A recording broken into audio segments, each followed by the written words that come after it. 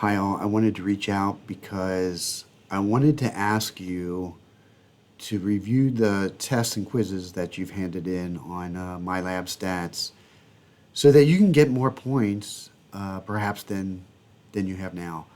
And the way you can do that is that, I'm going to show you how to access your tests. And then if you have, maybe you made a rounding error and it took off all credit for that problem. Or maybe you put in two decimal points, or maybe a comma instead of the decimal point. Anything that you think, you know what, I deserve a little bit more than I got from what was given.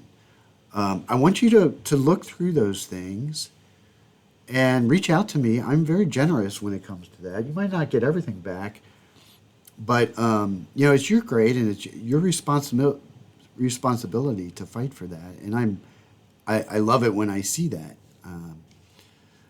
So let me show you how you can do that. All right. So here's your class. If you go under this ebook and resources, and then go under MyLab Statistics, there's a link here for the grade book. All right, this MyLab Statistics Student Grade Book. All right, so click on that. Okay, and then under this, right now I don't have any links here, but you will if you've handed in things. Under the assignment, you can click on these links, and it'll take you to your work that you submitted for your test, quizzes, and homework. All right, so go back and look at your tests, and if there's any problem, click through all of those problems. Take note of what you're not understanding so you can prepare for the final. But also see, you know what, I got this half right and I didn't get this. Take note of that.